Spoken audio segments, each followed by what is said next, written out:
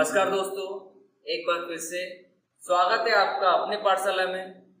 आज का ये वीडियो जो हम लाए हैं हमारे एक स्टूडेंट के कहने पर लाए हैं। ठीक है, उन्होंने हमें कहा कि आप सर उदाहरण नंबर 11 कराइए हमें रोजनामचा के अंदर। ठीक है, तो जैसे कि आपको पता है, अगर आपको कोई सवाल नहीं आता है, ठीक है, तो आप हमें कमेंट के अंदर बोल सकते हैं कि सर हमें ये सवाल नहीं आ रहा, तो आप इसका वीडियो बनाइए, तो हम आपके लिए उसका वीडियो जरूर बनाएंगे। ठीक है, अब जैसा कि आपको पता है कि जो रोजनामचा होता है वो अकाउंट का पिलर होता है। ठीक है, जितना आप रोजनामचा सीखोगे 11वीं क्लास के अंदर, उतना ही आपको बड़े बड़े सवालों को सीखने में ज्यादा आसानी रहेगी। ठीक है, तो चलिए सवाल को हम शुरू करते हैं।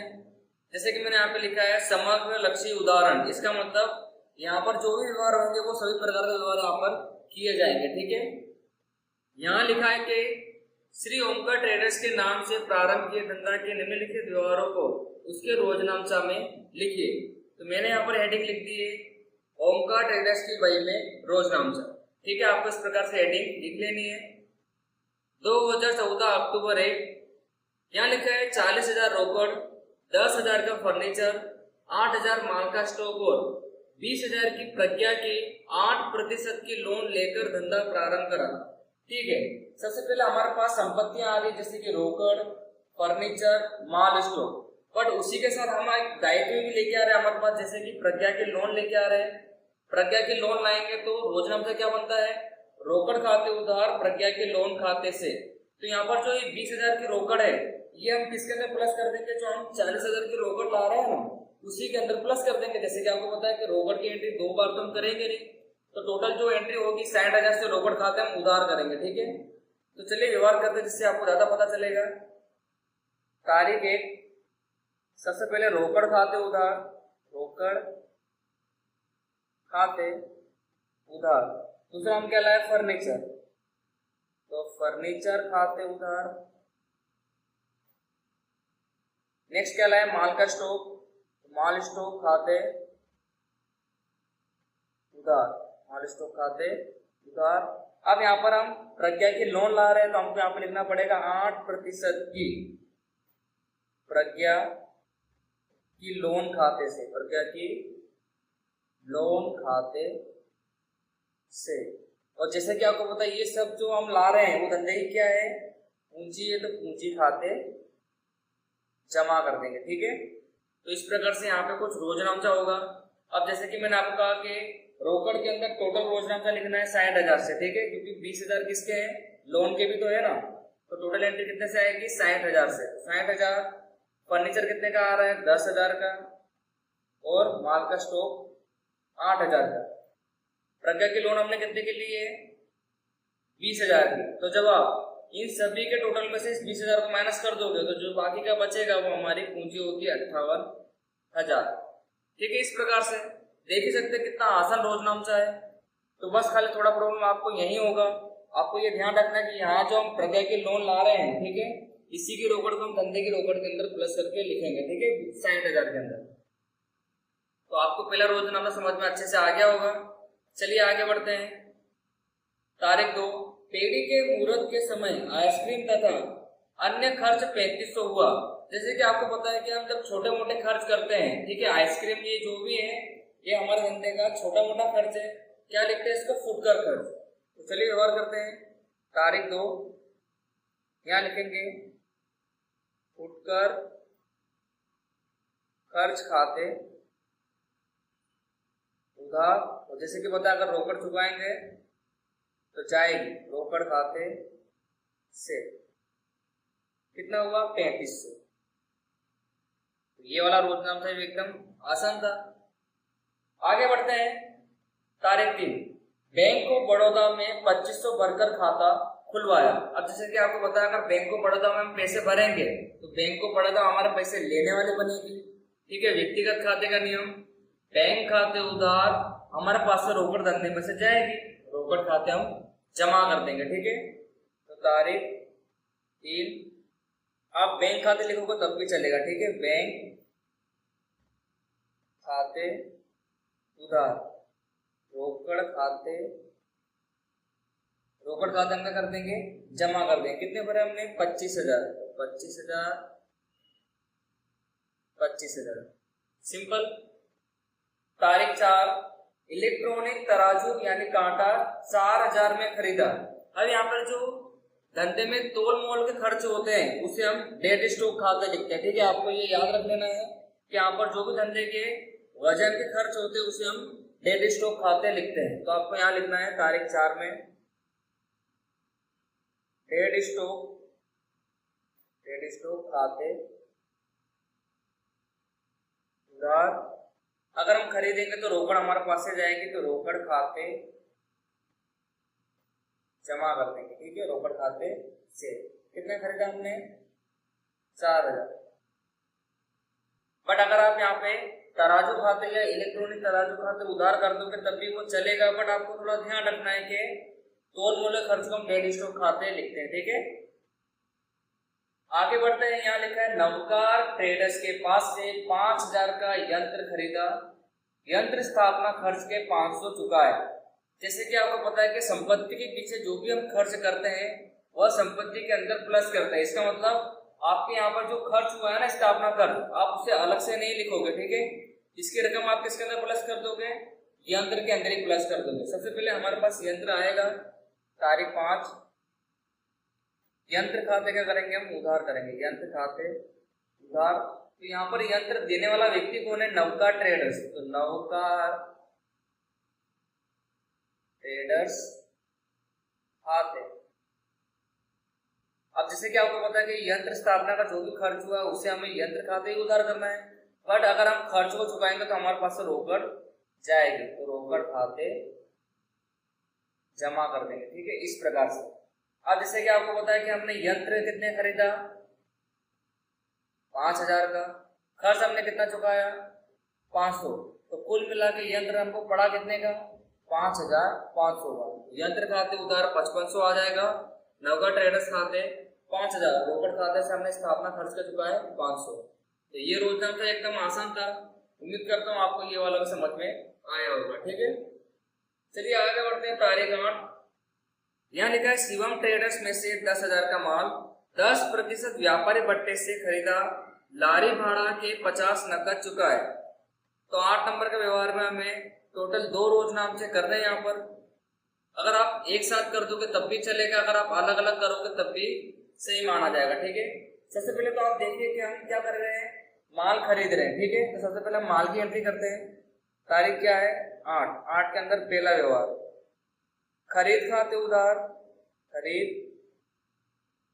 खाते उधार।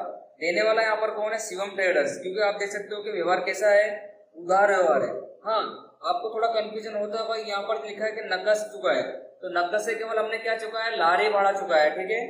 माल की रकम नहीं चुका है, तो रोकड़ खाते किस में जाएगा? केवल लारी भाड़ा में, ठीक है। तो यहाँ पे लिख देंगे शिवम ट्रेडर्स खाते। शिवम देने वाले खाते हम क्या करेंगे? जमा करेंगे। शिवम ट्रेडर्स खाते क्या कर देंगे? जमा कर देंगे, ठीक है। अब जैसे कि आपको पता है माल की रकम आपको लिखनी है। 10,000 का माल है, 10% व्यापारी भट्टा माइनस करोगे तो यहाँ पर रकम आ जाएगी 9,000, ठीक है। 10,000 का 10% कितना आता है? 1,000।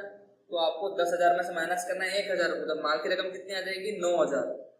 अब दूसरा व्यवहार करते हैं। यहाँ पर हमने लारी भाड़ा के चुकाए हैं, तो लारी भाड़ा खाते उधार, रोकड़ खाते जमा हो जाएगा, ठीक है। कितने रुपए चुकाए हमने? 50 रुपए, सॉरी 50 थे। उम्मीद करता हूँ आपको ये वाला रोज नाम भी समझ में आ गया होगा। चलिए आगे बढ़ते हैं। यहाँ लिखा है कि घर भाड़ा 7,000 नकद चुकाया और जीवन बीमा प्रीमियम 1200 चेक से चुकाया। तो आप देख सकते हो कि घर भाड़ा भी आहरण के रूप में आता है और जीवन बीमा प्रीमियम भी व्यक्ति का निजी खर्च है, तो ये भी आहरण के रूप में आता है। तो टोटल रकम तो हम आहरण खाते उधार कर देंगे, बट आप देख सकते हो कि जो 7,000 है वो हमने नकद से चुकाए हैं, जबकि जो जीवन बीमा प्रीमियम है हमने उसे चेक के थ्रू चुकाया है। तो आपको अलग अलग प्रकार से एंट्री करने रहेगी, ठीक है। सबसे पहले तो आपको ये पता चल ही गया है कि दोनों मिला के हमारा क्या है? ये आहरण है, ठीक है। तो तारीख 10 है, यहाँ लिख देंगे सबसे पहले आहरण खाते उधार, आहरण खाते उधार। अब यहाँ पे लिखेंगे रोकड़ खाते। रोकड़ खाते हमने मतलब क्यों लिखा है? तो जो हमने यहाँ पर घर भाड़ा चुका है वो रोकड़ से चुका है, इसलिए रोकड़ खाते जमा करेंगे। और यहाँ पर जो जीवन बीमा प्रीमियम है उसे हमने चेक के थ्रू इसलिए लिखेंगे बैंक खाते जमा, बैंक खाते से। तो बहुत से स्टूडेंटों को यहाँ पर कंफ्यूजन होती है, ठीक है, वो कैसे एंट्री कर देते हैं अलग अलग से, आरएन खाते उधार, रोकड़ खाते से, फिर से आरएन खाते उधार, बैंक खाते से, जबकि ऐसी एंट्री नहीं करनी है आपको, ठीक है। जब भी दो खाता एक साथ असर करता है तो एक ही बार लिखा जाता है, ठीक है, बट उसकी जो रकम है उसको अपने अलग अलग चुका है तो आपको अलग अलग से ही लिखना पड़ेगा, ठीक है। तो यहाँ पर घर भाड़ा कितने का था 7,000, तो 7,000 आप लिख दोगे रोकड़ खाते में, और 1200 चुका है आपने जीवन बीमा प्रीमियम के, तो आपको 1200 अलग से लिखने हैं। टोटल मिला के खर्च कितने का हो गया 7 और 1200 8,200। सिंपल, तो आरएन खाते उधार करेंगे 8,200, रोकड़ खाते से 7,000, बैंक खाते से 1200, ठीक है। तो सिंपल ही रोज नामचा है, केवल आपको समझना रहेगा, ठीक है। इसको तो उम्मीद करता हूँ आपको ये समझ में आ गया होगा। तो चलिए अब आगे बढ़ते हैं। तारीख 12, आकाश ट्रेडर्स को 5,000 का माल 10% व्यापारी बट्टा और यदि 10 दिन में रकम चुकाए तो 10% रोकड़ बट्टा की शर्त से बेचा। तो अभी फिलहाल आप देख सकते हो कि रकम तो फिलहाल नहीं चुका रहा है कौन, आकाश ट्रेडर्स, ठीक है, क्योंकि यहाँ लिखा है कि यदि वो 10 दिन के अंदर रकम चुका देता है तो हम क्या देंगे उसे, रोकड़ बट्टा। तो फिलहाल जो व्यवहार है तारीख नंबर 12 का वो कैसा है, उधार व्यवहार ही, ठीक है। यहाँ लिखा क्या है, यदि 10 दिन के अंदर रकम चुकाता है तो हम उसे 10% बट्टा देंगे। फिलहाल व्यवहार कैसा है, ये पूरा उधार व्यवहार है, ठीक है। तो उधार मानकर हम क्या करेंगे, इसे लिखा करेंगे। तो यहाँ लिखेंगे तारीख 12, आकाश ट्रेडर्स, आकाश क्योंकि माल लेने वाले हैं, आकाश ट्रेडर्स खाते उधार, हम लिखेंगे बिक्री खाते, हमने माल बेचा है, बिक्री खाते, बिक्री खाते से। कितने का माल था 5,000 का, यदि आप 10% व्यापारी बट्टा माइनस कर दोगे तो यहाँ पर माल की रकम कितनी आ जाएगी 4,500। जैसे कि आपको पता है व्यापारी बट्टा 10% कितना आ जाएगा 500, तो 5,000 में से आपको 500 रुपए माइनस कर देने, ठीक है। और जैसे कि मैंने आपको कहा कि अभी फिलहाल व्यवहार कैसा है, पूरा उधार व्यवहार, तो केवल इतने ही रोज नाम से होगा, आकाश ट्रेडर्स खाते उधार, बिक्री खाते से, ठीक है। चलिए आगे बढ़ते हैं। तारीख नंबर 15, यहाँ लिखा है आकाश ट्रेडर्स ने तारीख नंबर 12 के व्यवहार की आधी रकम चेक से चुकाई। तो आप देख सकते हो कि लिखा हुआ था कि 10 दिन के अंदर रकम चुकाए, बट आकाश ने 15 तारीख को यानी 3 दिन बाद ही रकम चुकाई है, वो भी आधी। तो जितनी रकम वो चुकाएगा उतने पे हम क्या देंगे उसको, शर्त के अनुसार रोकड़ बट्टा 10%। तो यहाँ पर टोटल माल हुआ कितने का था 4500 का, ठीक है। अब वो हमें आधी रकम यानी 4500 का आधा चुका रहा है, तो जितना भी आता है, जैसे कि अगर आप 4500 का आधा करोगे तो टोटल रकम कितनी आ जाएगी 2250।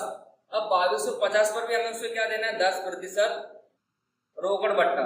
तो रोजनाम से आप देख सकते कैसे बनेगा, यहाँ लिखा है कि चेक से रकम चुकाई, सबसे पहले हमारे पास बैंक के थ्रू रकम आएगी। तो तारीख नंबर 15 लिखेंगे बैंक खाते उधार, बैंक खाते उधार। तो आपको ये पता होना चाहिए कि बिक्री के समय हमको बट्टा देना पड़ता है, ठीक है। तो हमारे लिए क्या बनता है, वो खर्च बनता है। तो बट्टा खाते हम कर देंगे उधार कर देंगे। पैसे देने वाला यहाँ पर कौन है, आकाश ट्रेडर्स। तो आकाश ट्रेडर्स खाते, ट्रेडर्स खाते क्या कर देंगे हम, जमा कर देंगे। अब जैसे कि मैंने आपको बताया कि वो आधी रकम चुका रहा है, तो 4500 का आधा कितना हो जाएगा 2250। तो आप देख सकते हो कि आधी रकम कितनी आई 2250, तो 2250 बट्टा कितना देना है हमको 10%। तो 10% जब आप माइनस करोगे तो कितना आ जाएगा 225। तो 2250 में से आपको 225 को माइनस कर देना है। जो रकम हमारे पास आएगी उसे हमें बैंक खाते के रूप में लिखना रहेगा। तो यहाँ पर आ जाएगा 2025, ये रकम जाएगी बैंक खाते में 2025। बट्टा हमने कितना दिया 225, तो खत्म। जब आप टोटल करोगे तो इतना आ जाएगा, ठीक है, क्योंकि हमने रकम इसी के ऊपर से निकाली है। तो बैंक खाते में रकम आएगी 2025, ठीक है, बट्टा खाते में जाएगा 225 और टोटल रकम, इसका मतलब आधी रकम किसने चुकाई, आकाश ट्रेडर्स ने। तो आकाश ट्रेडर्स खाते जमा कर देंगे 2250। तो सिंपली रोज नामचा है, यहाँ लिखा था कि अगर वो 10 दिन में रकम चुकाता है तो 10% बट्टा दिया जाएगा। तो उसने 3 दिन बाद ये आधी रकम चुकाई है, तो जितनी भी रकम चुकाएगा उतने पे हम रोकड़ बट्टा गिनेंगे। आधी रकम पे हमने रोकड़ बट्टा गिना 10%। उम्मीद करता हूँ आपको समझ में आ गया होगा। चलिए अब आगे बढ़ते हैं। तारीख नंबर 18। इसका मतलब है कि हमने जो आकाश ट्रेडर्स को माल बेचा था 4500 का, आधी रकम तो हमको मिल गई थी। अब उसमें से वो हमें 700 का माल वापस कर रहा है, ठीक है। वापस करेगा तो हमारे पास माल आएगा। जैसे कि आपको पता है बेचा हुआ माल अगर हमारे पास आएगा तो हमारे लिए क्या बनेगी, वापसी। बेचा माल वापस आता तो हमसे क्या लिखते हैं, बिक्री वापसी, ठीक है। तो तारीख 18, ध्यान दीजिएगा यहाँ पे तारीख 18 लिखा है। लिखे कि बिक्री वापसी खाते उधार, बिक्री वापसी खाते उधार। देने वाला यहाँ पर कौन है, आकाश ट्रेडर्स। तो आकाश ट्रेडर्स खाते जमा कर देंगे, ठीक है। माल कितने का वापस करा उसने, 700 रुपए का। तो 700 और 700। व्यवहार एकदम सिंपल ही था, ठीक है, ज्यादा कुछ खास था नहीं इसके अंदर। माल वापस करा तो बिक्री वापसी खाते उधार आकाश ट्रेडर्स खाते से, ठीक है। चलिए आगे बढ़ते हैं। तारीख नंबर 20। बैंक ऑफ बड़ौदा में से दुकान खर्च के लिए 2000 नकद निकाले। ध्यान दीजिएगा यहाँ लिखा है कि दुकान खर्च के लिए, दुकान खर्च किया नहीं है हमने, लिखा हुआ है कि दुकान के खर्च के लिए हमने पैसे निकाले। मान लीजिए एक एग्जांपल लेते हैं, अगर आपको कोई कपड़ा खरीदना है, ठीक है, तो आपके पास पैसे नहीं तो आप बैंक में से निकालना जाओगे। मान लीजिए आप एटीएम से निकालना जाओगे, तो एटीएम से निकालने का मतलब ये होता है कि आपको कपड़े खरीदने हैं, आपने कपड़े खरीदे नहीं है, ठीक है। इसका मतलब अभी आपके पास क्या आया होगा, पैसा आया होगा, रोकड़ आई होगी आपके हाथ में। इसका मतलब रोजमर्रा क्या बनेगा, रोकड़ खाते उधार। बैंक आपको पैसे देने वाली बनेगी, बैंक खाते क्या हो जाएगा, जमा। तो आपको ध्यान रखना है, कंफ्यूजन बहुत होता है स्टूडेंट को। यहाँ पर लिखा हुआ है कि दुकान खर्च के लिए, आपको के लिए के नीचे अंडरलाइन कर देना है। इसका मतलब व्यवहार कैसा बन जाता है, ये रोकड़ खाते उधार बैंक खाते से, ठीक है। तो चलिए व्यवहार करते हैं। तारीख नंबर 20। रोकड़ खाते उधार, रोकड़ खाते उधार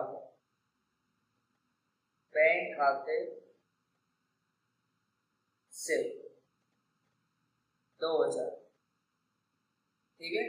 इस प्रकार से यहाँ पे कुछ रोजामचा होगा। किसी को कंफ्यूजन ऐसा होता है तो आप लिख देते हो दुकान खर्च खाते उधार बैंक खाते से। इसका मतलब अभी हमने खर्च चुकाया नहीं है, तो आपको थोड़ा ध्यान देना रहेगा, ठीक है। चलिए आगे बढ़ते हैं। तारीख नंबर 21। अमर ट्रेडर्स में से 6000 का माल 10% व्यापारी बट्टा और 5% रोकड़ बट्टा से खरीदा, आधी रकम रोकड़ से चुकाई। तो आप देख सकते हो कि जो भी हमने आका ट्रेडर्स में रोजनामा करा था उसी प्रकार का, मैं बोल सकता हूँ उसी प्रकार का, उस जैसा नहीं, उसी प्रकार का व्यवहार यहाँ पर फिर से आया है अमर ट्रेडर्स में, ठीक है। सबसे पहले तो आपको कुछ कैलकुलेशन करनी पड़ेगी, उसी के बाद खबर पड़ेगा आपको कि रकम यहाँ पर कितनी आने वाली है, ठीक है। सबसे पहले तो आपको ये देखना है कि माल था कितने का। माल था 6000 का। और जैसे कि आपको सबसे पहले तो हमको व्यापारी बट्टा ऑलवेज माइनस करना रहता है। व्यापारी बट्टा कितना है, 10%। तो 6000 का 10% 600 रुपया।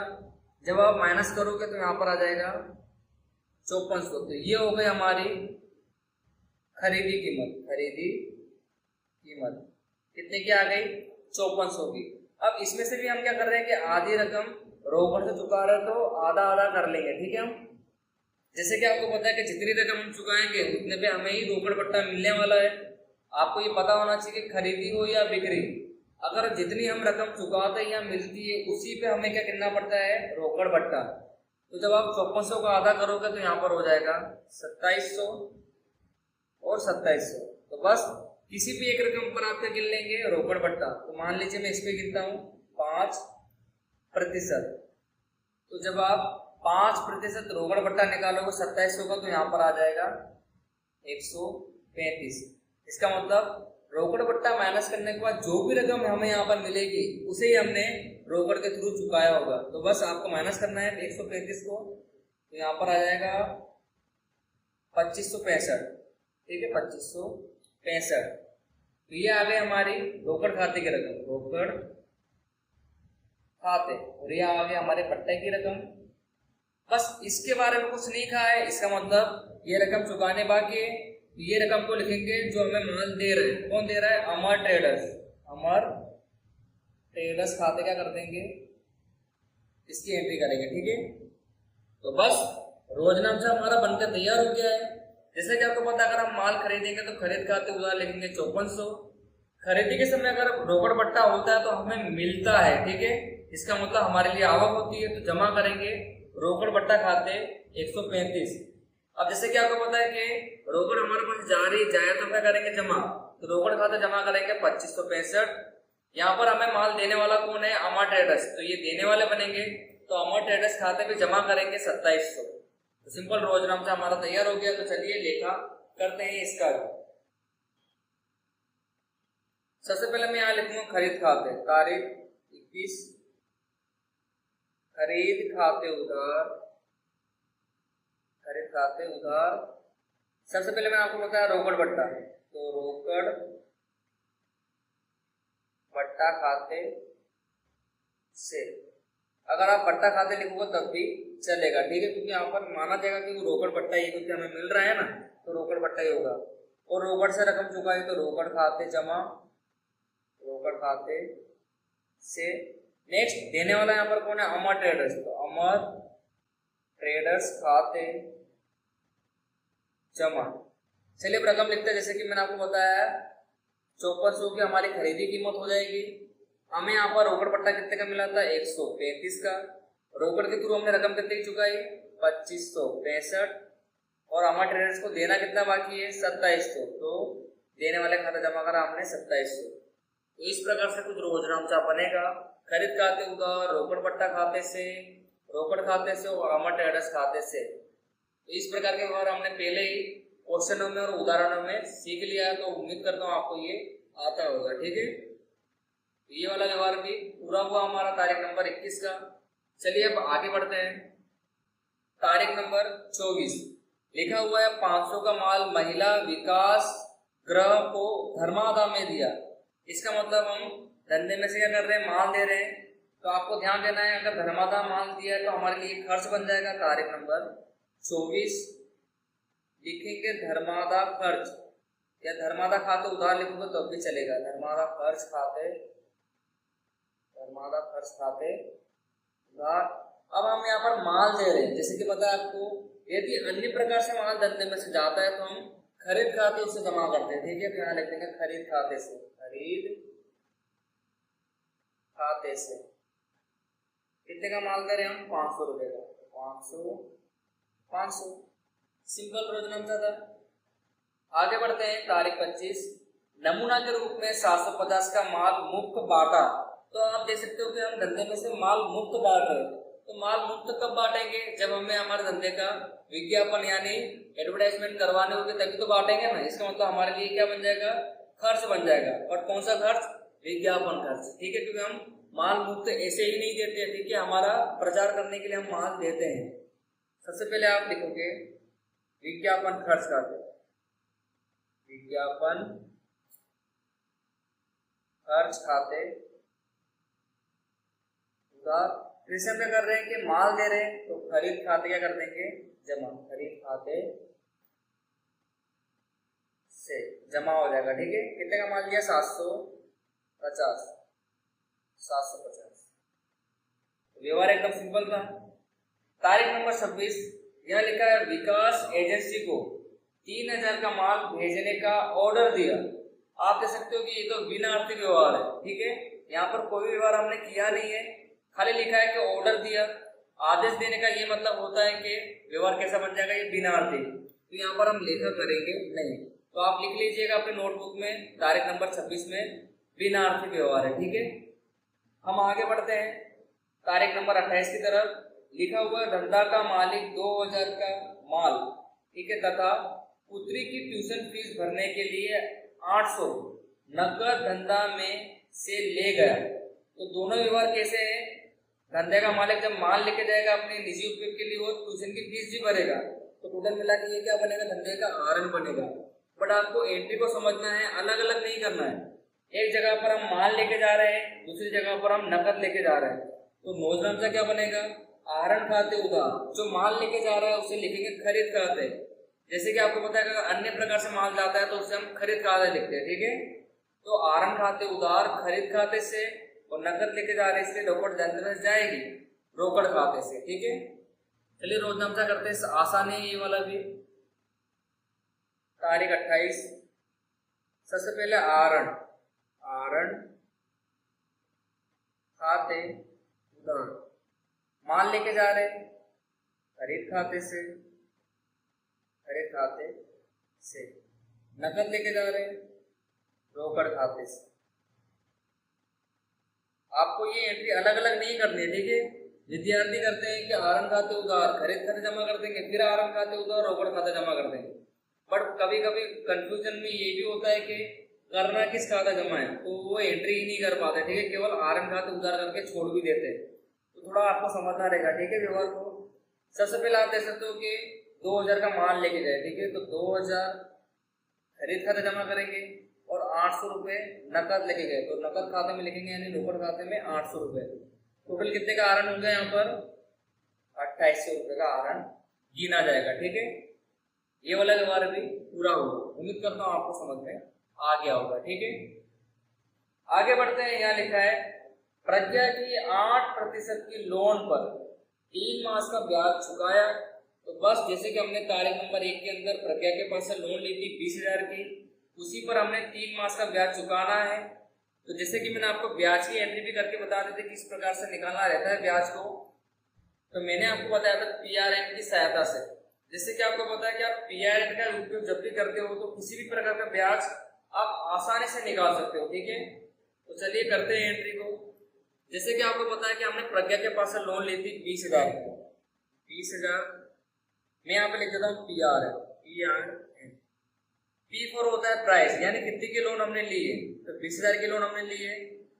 आर का मतलब होता है रेट ऑफ इंटरेस्ट, इसका मतलब ब्याज का दर कितना है, तो 8%। तो जब आप प्रतिशत को लिखोगे तो प्रतिशत जब हटता है तो बट्टे में कितना आ जाता है 100 आ जाता है, ठीक है। तो 8 बट्टे में क्या कर दोगे 100। यहाँ पे लिखा कि 3 मास का ब्याज चुकाना है, तो 3 बट्टे में, तो महीने किसके अंदर होते हैं 12 के अंदर, तो लिख देंगे 3 बट्टे में 12। तो बस खत्म, नंबर ऑफ मंथ भी हमने लिख दिया 3 बट्टे में 12। तो बस अब आपको ये सोल्व करना है। जैसे कि आपको पता है कि आप देख सकते हो बट्टे में 100 है और 12 है, इसका मतलब से गुणा करा जब आप करोगे तो कितना हो जाएगा 1200। तो सिंपल जो मैं अभी तक यूज करते हुए आया हूँ अपने कॉलेज टाइम तक, आपको इसको गुणा करना है 8 से, फिर जो भी रकम आएगी उसका गुणा करना है आपको 3 से, ठीक है, केएलसी के अंदर। और जो भी रकम आपको मिलती है टोटल उसका भाग आपको दे देना है 1200 से, ठीक है। तो आपके पास ब्याज की रकम आ जाएगी 400 रुपये। सिंपल क्या बताया मैंने आपको, 20,000 गुणे 8, फिर जो भी रकम आए इसको गुणा करेंगे हम 3 से और भाग कर देंगे 1200 से, क्योंकि इन दोनों गुणा कर कितना होता है 1200। तो आपके पास ब्याज की रकम आएगी 400 रुपये। तो बस सिंपल ब्याज की रकम आपको निकालना आ गई होगी। अब हम रोज नामसा लिखते हैं। जैसे कि आपको पता है अगर आप ब्याज का चुकाओगे तो आपके लिए खर्च बनेगा, ठीक है। तो रोज नामसा कुछ इस प्रकार से होगा। तारीख नंबर 31 लिखेंगे लोन पर ब्याज खाते उधार। यार सबसे पहले आप लिखोगे लोन पर ब्याज खाते उधार। यदि आप ब्याज खाते उधार लिखोगे तब भी चलेगा, ठीक है। तो मैंने लिखा लोन पर ब्याज खाते उधार। अगर ब्याज चुकाओगे तो आपके पास रोकड़ जाएगी, रोकड़ खाते जमा कर देंगे, ठीक है। कितनी रकम आए ब्याज की, अभी मैंने आपको निकाल के बताया था 400 रुपये। तो 400 और 400। सिंपल सवाल हमारा यहाँ पर अब पूरा हो चुका है। देख ही सकते हैं आप कितना आसान सवाल था, फिर भी मैंने आपको करके अच्छे से बता दिया है। उम्मीद करता हूँ आपको ये उदाहरण नंबर 11 समझ में आ गया होगा, ठीक है। तो बस अगर आप लास्ट में इसका टोटल कर लोगे तो और अच्छी बात है, तो आप इसका टोटल कर लीजिएगा, ठीक है। तो उम्मीद है उदाहरण नंबर 11 भी आपको समझ में अच्छे से आ गया होगा। यदि आपको कोई सवाल नहीं आता तो आप हमें कमेंट के अंदर लिखकर बता सकते हो कि सर हमें ये सवाल नहीं आता, तो आप उसका वीडियो बना दीजिए। मैं आपको उस क्वेश्चन का या उस उदाहरण का वीडियो आपको प्रोवाइड कर दूंगा, ठीक है। तो आज की वीडियो में अब हम इतने रखेंगे। मिलेंगे आपसे फिर से नेक्स्ट वीडियो में नेक्स्ट क्वेश्चन के साथ।